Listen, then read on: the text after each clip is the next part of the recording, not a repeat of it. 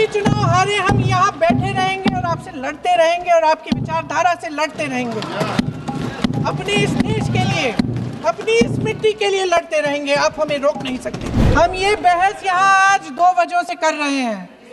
पहला कि बंगाल का चुनाव आ रहा है, हमारे प्रधानमंत्री अपनी भूमिका निभाना चाहते हैं उसमें। और दूसरी वजह ये है, देश का ध्यान फिर से जनता के ज्वलंत मुद्दों से भटकाना चाहते हैं। हम तो देश के लिए हैं, हम देश के लिए हैं। आप चुनाव के लिए हैं, हम देश के लिए हैं। एक कमजोरी है, हाँ उसी पे बोल रहे हैं। वंदे मातरम पे बोलो आप। सर भाषण बहुत अच्छा देते हैं, लेकिन तथ्यों के मामले में कमजोर पड़ जाते हैं। बहुत कमजोर। उदाहरण दे देती हूँ सर, मांग रहे हैं सच। और उदाहरण दूं कि मैं अपना भाषण जारी रखूं, दे रही हूँ। जो वंदे मातरम की जो क्रोनोलॉजी है वो भी आप समझिए, जो असली क्रोनोलॉजी है। समझ रहे हैं आप? प्रधान चुप है तो समझ ही गए होंगे। 1 मिनट, हाँ कर क्या अंत में चिड़ी गए आप। बिना तथ्यों के कोई बात नहीं करें। सच ये है कि ये दिखने लगा है, उनका आत्मविश्वास घटने लगा है, उनकी नीतियां देश को कमजोर कर रही हैं। और मेरे सत्ता पक्ष के साथी चुप इसलिए हैं क्योंकि अंदर अंदर से वे भी इस बात से सहमत हैं। Once and for all, let's close the chapter. Close कर लीजिए, देश सुन लेगा क्या क्या शिकायतें हैं, किसने क्या किया, इंदिरा जी ने क्या किया, राजीव जी ने क्या किया, परिवारवाद क्या होता है, नेहरू जी ने कौन सी गलतियां की, सुना लीजिए, फिर खत्म। उसके बाद बेरोजगारी, महंगाई, महिलाओं की समस्याएं, जो पीएमओ में हो रहा है उसकी बातें, उसकी चर्चा। आज भी इस देश के करोड़ों देशवासी जब अपने राष्ट्र ध्वज को फहराते हुए देखते हैं तो उनकी जबान पर वंदे मातरम, वंदे मातरम, वंदे मातरम आता है। अपने देश की आत्मा के इस महामंत्र को विवादित करके आप एक बहुत बड़ा पाप कर रहे हैं। इस पाप में कांग्रेस पार्टी शामिल नहीं होगी। इस चर्चा में भाग लेने का मौका दिया, इसके लिए मैं आपको धन्यवाद देती हूं। आज जिस विषय पे हम चर्चा कर रहे हैं वह केवल एक विषय नहीं है, भारत की आत्मा का एक हिस्सा है। हमारा राष्ट्रगीत उस भावना का प्रतीक है जिसने सोए हुए, गुलामी में सोए हुए भारत के लोगों को जगाया, जिसने उन्हें हिम्मत दी कि ब्रिटिश साम्राज्य के सामने खड़े होकर वह सत्य और अहिंसा के नैतिक हथियारों के साथ सामना कर पाए। आज ये चर्चा एक भावना के ऊपर है।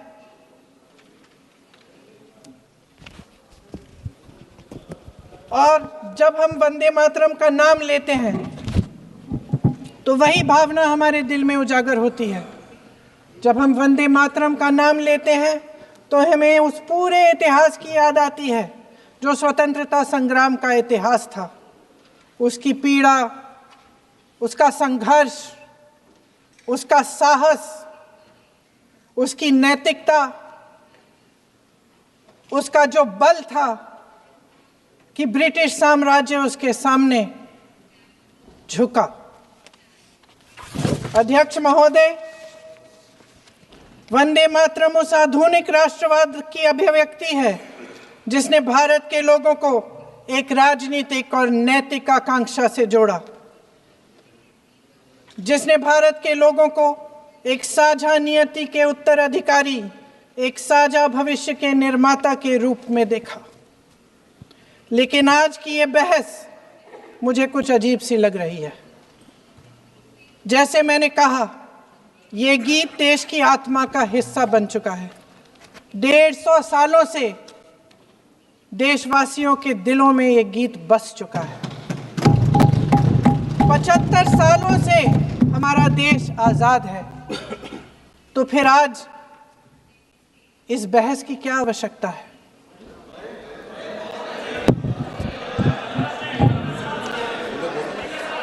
हमारा यहाँ मकसद क्या है? जनता से हमें दिया गया दायित्व, जनता का विश्वास, उनके प्रति हमारी जिम्मेदारी, हम किस तरह से इसका इस्तेमाल कर रहे हैं, हमें ये सोचना चाहिए। क्योंकि अब इस मोड़ पर हम इस सदन में अपने राष्ट्रगीत पर भी बहस करेंगे। आपने बहस मांगी है, आपने बहस मांगी है। आप तो इलेक्टोरल रिफॉर्म्स की बहस नहीं मांग रहे थे कि जब तक हम इस पर बहस नहीं करेंगे तब तक उस पर बहस नहीं होगी। इसकी वजह क्या है? इसकी वजह क्या है? हम आज यहाँ ये बहस क्यों कर रहे हैं? हमारा राष्ट्रगीत है, इस पर क्या बहस हो सकती है? हम ये बहस यहाँ आज दो वजहों से कर रहे हैं। पहला कि बंगाल का चुनाव आ रहा है, हमारे प्रधानमंत्री अपनी भूमिका निभाना चाहते हैं उसमें। और दूसरी वजह ये है, ये मकसद है, पुरानी मकसद इनकी, अध्यक्ष महोदय, कि जिन्होंने स्वतंत्रता की लड़ाई लड़ी, जिन्होंने देश के लिए बड़ी बड़ी कुर्बानियां दी, उन पर सरकार नए आरोप लादने का मौका चाहती है। देश का ध्यान फिर से जनता के ज्वलंत मुद्दों से भटकाना चाहती है। यही एक मकसद है आपका। आपका मकसद है कि हम फिर से उसी अतीत में मंडराते रहें, उसी की तरफ हम देखते रहें जो हो चुका है, जो बीत चुका है। क्योंकि ये सरकार वर्तमान और भविष्य की ओर देखना ही नहीं चाहती, वे इस काबिल ही नहीं रही। सच्चाई ये है अध्यक्ष महोदय कि आज मोदी जी वह प्रधानमंत्री नहीं रहे जो एक समय में थे। सच ये है कि ये दिखने लगा है, उनका आत्मविश्वास घटने लगा है, उनकी नीतियां देश को कमजोर कर रही हैं। और मेरे सत्ता पक्ष के साथी चुप इसलिए हैं क्योंकि अंदर अंदर से वे भी इस बात से सहमत हैं। आज देश के लोग खुश नहीं हैं अध्यक्ष महोदय, परेशान हैं, तमाम समस्याओं से घिरे हुए हैं, तमाम समस्याओं से घिरे हुए हैं, और उन समस्याओं का हल आप निकाल नहीं रहे हैं। हाँ ठीक है, उसका भी बोल लेंगे, समय आएगा तो उसका भी बोल लेंगे। बल्कि कल समय आ रहा है, चुनाव पे चर्चा होगी, उस पे भी बोलेंगे। अध्यक्ष महोदय, इनके भी अपने लोग दबी जबान में कहने लगे हैं कि सारी सत्ता को केंद्रित करने से देश का नुकसान हो रहा है। इस बीच अगर हम अतीत की बातें नहीं करेंगे तो कौन सी बातें करेंगे? ये किसी और बात के काबिल ही नहीं है, सिर्फ ध्यान भटकाना है जनता का। इसलिए आज हम वंदे मातरम पर चर्चा कर रहे हैं। वंदे मातरम देश के कण कण में जीवित है, इस पर बहस नहीं हो सकती। लेकिन चलिए, आपने बहस मांगी, आप बहस करना चाहते हैं, बहस करते हैं। आज इस चर्चा को प्रधानमंत्री जी ने शुरू किया, उन्होंने भाषण दिया, और इसको कहने में कोई झिझक नहीं है कि भाषण अच्छा देते हैं, थोड़ा सा लंबा, लेकिन भाषण अच्छा देते हैं।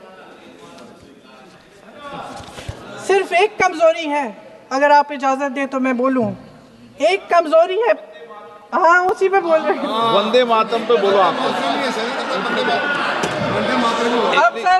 अब सर मैंने तारीफ कर ली, आज थोड़ा और विषय वंदे मातरम का है तो हम वंदे मातरम पर ही रखें, ठीक रहेगा सर। ये वंदे मातरम पे ही है सर। आपने प्रधानमंत्री जी तक सुना था, अब तो शुरू नहीं हुए। सर भाषण बहुत अच्छा देते हैं, लेकिन तथ्यों के मामले में कमजोर पड़ जाते हैं, बहुत कमजोर।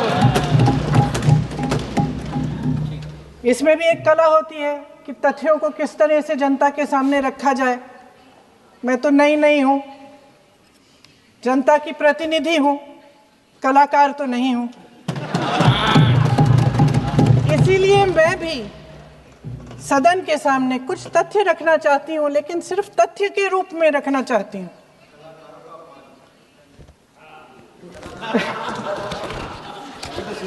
मैं उदाहरण दे देती हूँ सर, मांग रहे हैं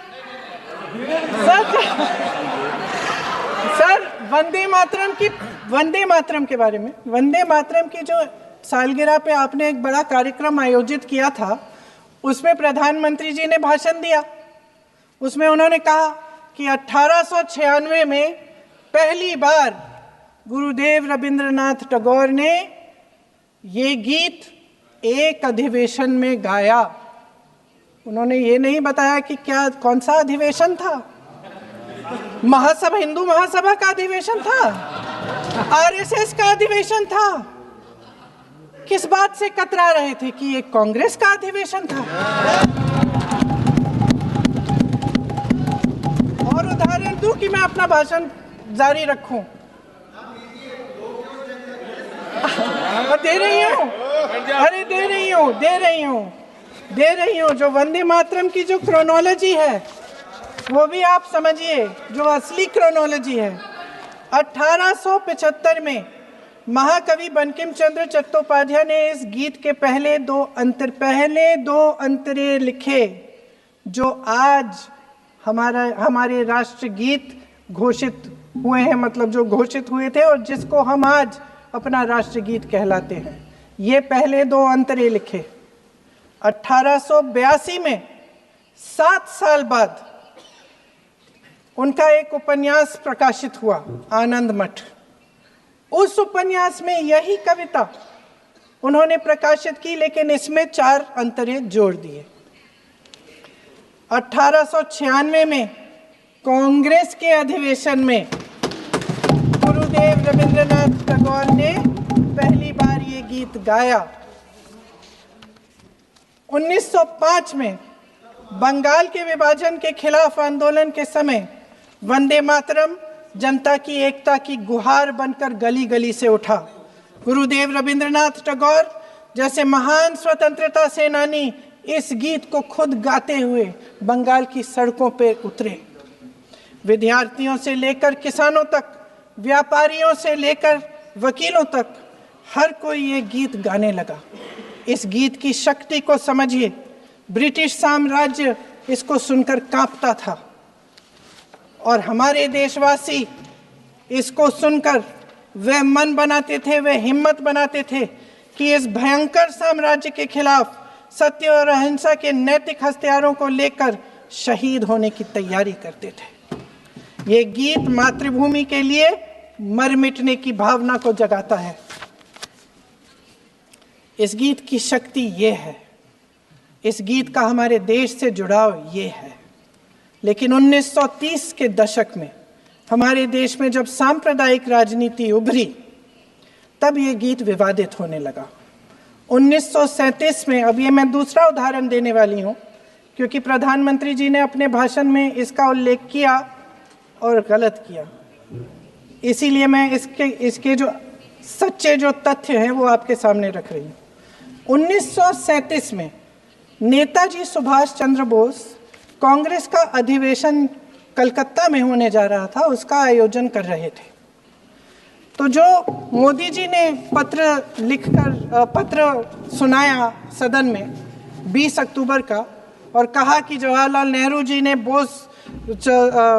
नेताजी को ये चिट्ठी लिखी और ये कहा कि इस पर चर्चा होनी चाहिए, उससे पहले 3 दिन पहले नेताजी सुभाष चंद्र बोस ने पंडित जवाहरलाल नेहरू को एक चिट्ठी लिखी थी, जिसका जिक्र आपके प्रधानमंत्री ने नहीं किया। और इस चिट्ठी में सुन लीजिएगा,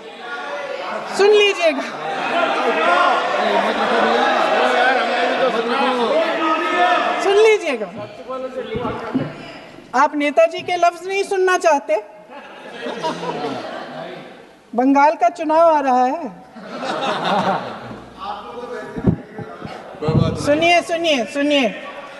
सुनिए।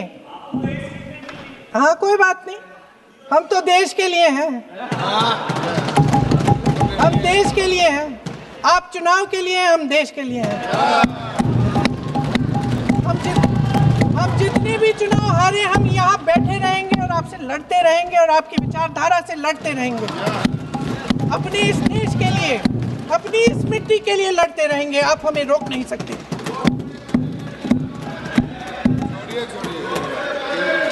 सुन लीजिए सुभाष चंद्र बोस जी ने क्या कहा, सुन लीजिए, सुन लीजिए। My dear Jawahar, reference Vande Mataram.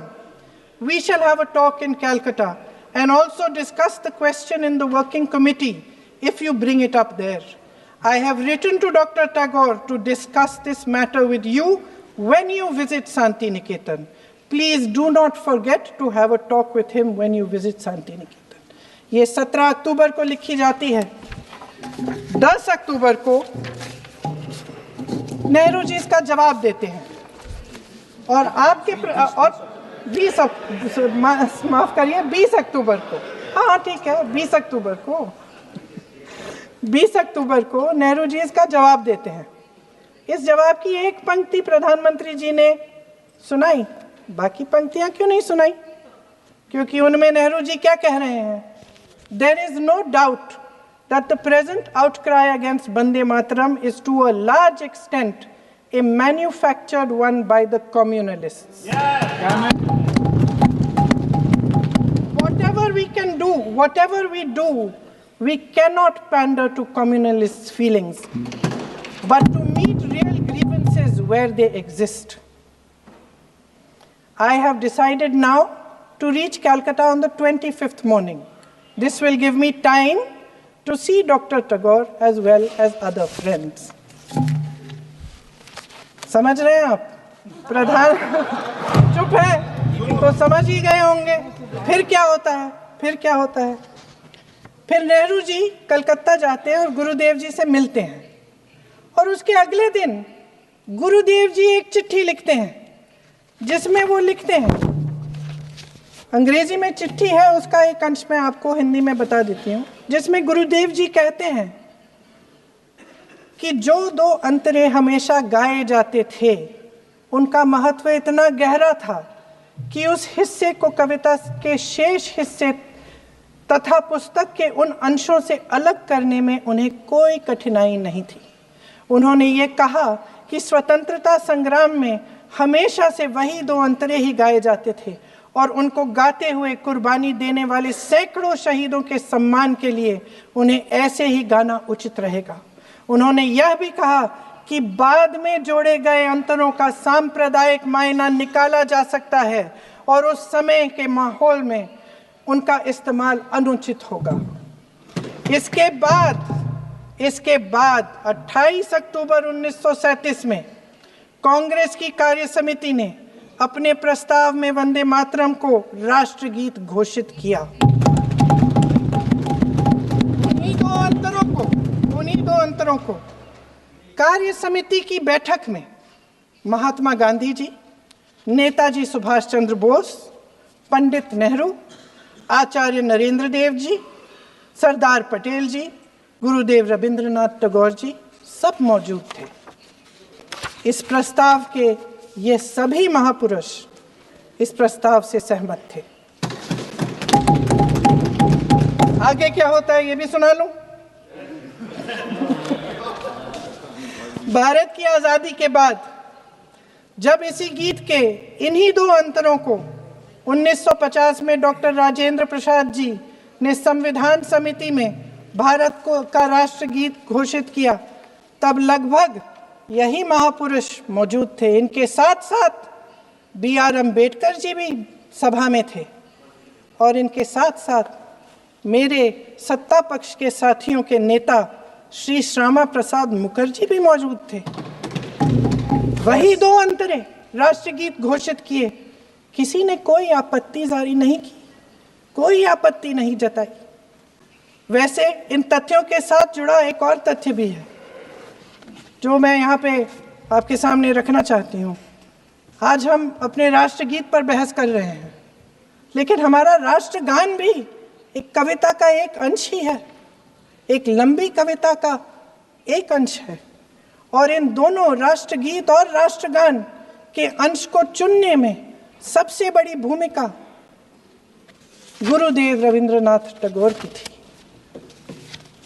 Vande Mataram के स्वरूप पर सवाल उठाना, जिसे संविधान सभा ने स्वीकार किया, न सिर्फ उन महापुरुषों का अपमान करना है जिन्होंने अपने महान विवेक से ये निर्णय लिया, मगर एक संविधान विरोधी मंशा को भी उजागर करता है।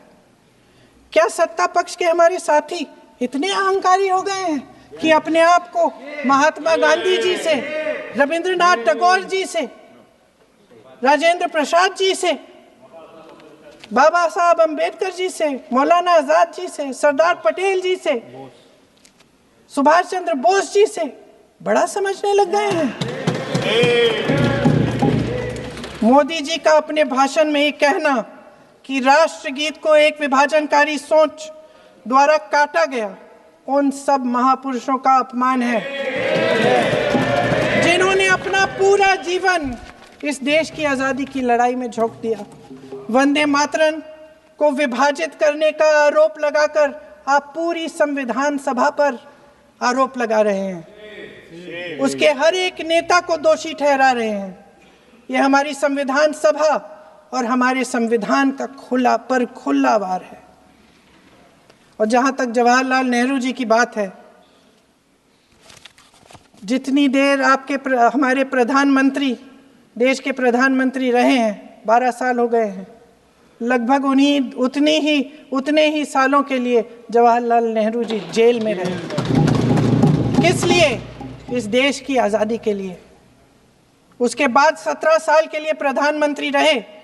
आप बड़ी आलोचना करते हैं इनकी, लेकिन अगर इन्होंने इसरो नहीं बनाया होता तो आज आपका मंगलयान नहीं होता। अगर DRDO नहीं बनाया होता तो तेजस नहीं बनता। अगर IIT और IIM नहीं बनाए होते तो हम आज IT में आगे नहीं होते। अगर एम्स नहीं बनाया होता तो हम कोरोना की जब बड़ी चुनौती का सामना कैसे करते? हाँ, वही बना रहा है, नहीं बना पाया कुछ भी। इसका मतलब है इस मुद्दे का जवाब नहीं है आपके पास।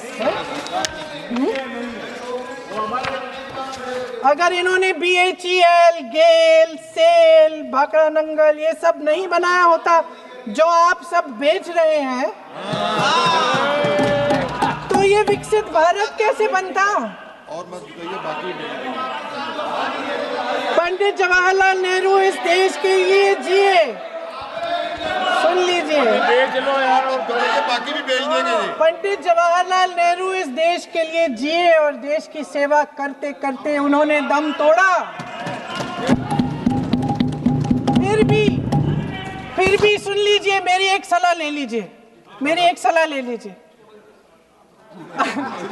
सर, मैं आपके माध्यम से सलाह दे रहे हैं, अब छोड़ना नहीं है।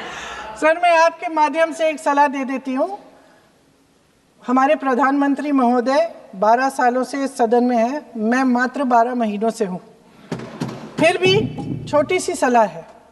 उन्होंने अभी हाल ही में चुनाव था, कुछ महीनों पहले उन्होंने एक सूची निकाली थी कि विपक्षी दलों ने और विपक्ष के नेताओं ने कितने अपमान किए हैं इनके, और उसमें शायद 90-99 ऐसे उन्होंने अपमानों की सूची बनाई थी। तो मैं उनको एक छोटी सलाह देना चाहती हूँ कि नेहरू जी से जितनी भी शिकायतें हैं, जितनी भी गलतियाँ उन्होंने की आपके जहन में, जितनी भी गालियाँ देनी है, जितना भी अपमान करना है, उसकी भी एक सूची बना दीजिए। नहीं, बात खत्म नहीं है। 999 अपमान, 9999 अपमान, सूची बना दीजिए और फिर हम एक समय निर्धारित करते हैं। जैसे हमने 10 घंटे आज वंदे मातरम पर हमने बहस किया है ना, उस तरह से हम अध्यक्ष महोदय जी से पूछेंगे, एक समय निर्धारित करेंगे, 10 घंटे, 20 घंटे, 40 घंटे, जितने घंटों में आपकी ये शिकायत पूरी हो जाए, माननीय सदस्य, आप शांत हो जाए और हम बहस कर लेंगे। लेकिन इस सदन का कीमती समय, जिसके लिए हमें यहाँ पे जनता ने भेजा है, जैसे हमें जनता की समस्याओं को हल करने के लिए चर्चा करनी चाहिए, इस्तेमाल करना चाहिए, उसको इसी के लिए इस्तेमाल करिए। उसके बाद जैसे अंग्रेजी में कहते हैं ना, जैसे अंग्रेजी में कहते हैं कि once and for all let's close the chapter। Close कर लीजिए, देश सुन लेगा क्या क्या शिकायतें हैं, किसने क्या किया, इंदिरा जी ने क्या किया, राजीव जी ने क्या किया, परिवारवाद क्या होता है, नेहरू जी ने कौन सी गलतियां की, सुना लीजिए, फिर खत्म। उसके बाद बेरोजगारी, महंगाई, महिलाओं की समस्याएं, जो पीएमओ में हो रहा है उसकी बातें, उसकी चर्चा, जो बैटिंग ऐप के बारे में हो रहा है पीएमओ के अंदर, आप सदस्य प्लीज, जो एप्स्टीन फाइलों में बोले आपके मंत्री महोदय के नाम निकल आए हैं, माननीय उसकी चर्चा करेंगे। आप वंदे मातरम में बोले, आप इधर उधर डाइवर्ट मत हो।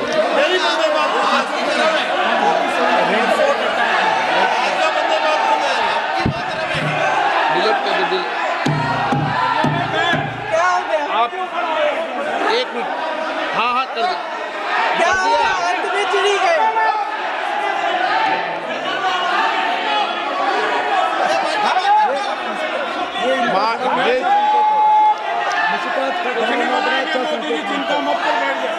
बहुत बढ़िया। माननीय सदस्य, एक मिनट, माननीय सदस्य, आप वंदे मातरम पर सार्थक चर्चा करें।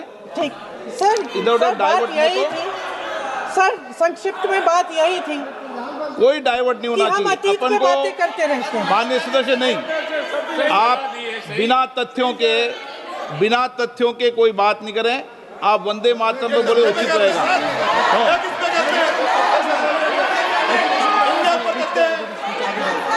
मैंने प्लीज। अध्यक्ष महोदय, मैं आपकी बात मानती हूं, लेकिन बिना तथ्य के बहुत सालों के लिए ये हम पर आरोप डाल रहे हैं। हम चुपचाप सुनते हैं, इनको भी थोड़ी सी संतुलन होनी चाहिए, सुनने की थोड़ी सी हिम्मत होनी चाहिए। ये राजनीति है, हम बोलेंगे, आप वंदे मातरम बोलें। वंदे मातरम सर। महोदय, आज की ये बहस सिर्फ ध्यान भटकाने के लिए की जा रही है, क्योंकि ये सरकार इस देश के वर्तमान की असलियत छिपाना चाहती है। आज देश का युवा कितना परेशान है, कितनी मुश्किल में है, पेपर लीक होते रहते हैं, बेरोजगारी है, महंगाई इतनी बढ़ चुकी है। इसकी चर्चा हम सदन में क्यों नहीं कर रहे हैं? आरक्षण के साथ जो हो रहा खिलवाड़ है, उसकी चर्चा हम यहाँ क्यों नहीं कर रहे हैं? महिलाओं की बात होगी, बड़े बड़े ऐलान होंगे, मगर उनकी परिस्थितियों को सुधारने के लिए कोई ठोस कदम यहाँ क्यों नहीं उठाया जा रहा है? इन्हीं दरवाजों के बाहर खड़े होकर पत्रकार तरह आपने कहा कि आरोप मत लगाइए बगैर तथ्य के, तो मैं बोलूं कि नहीं बोलूं? नहीं, बिल्कुल नहीं। नो, आप उधर की बात मत बोलो। आप जल्दी से सदन में जो कुछ भी बोले वो तथ्यों से बोले। आपको हर चीज ऑथेंटिक करनी पड़ेगी, इसलिए आप तथ्यों से बोले।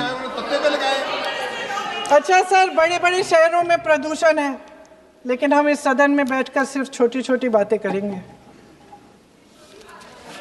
जी, जो अतीत की बातें हैं ना, जो बार बार आप चाहते हैं कि हम पीछे देखें, लेकिन हम आगे भविष्य की बात, वर्तमान की बात, जो असली समस्याएं हैं उनकी बात न करें, ये छोटी बात होती है। आप में हिम्मत है तो भविष्य की बात करिए, हिम्मत है तो बात करिए कि बेरोजगारी क्यों है, कि पेपर लीक क्यों होते हैं।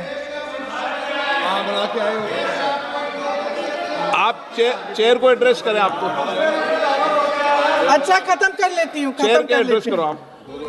अध्यक्ष महोदय जी, सच्चाई ये है कि इनका शासन दमन का शासन है। इनकी राजनीति दिखावे की राजनीति है, इवेंट मैनेजमेंट की राजनीति है, चुनाव से चुनाव तक राजनीति है, तरह तरह के ध्यान भटकाने वाले मुद्दों की राजनीति है।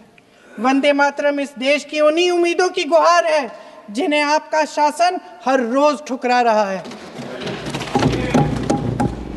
आज भी सरहद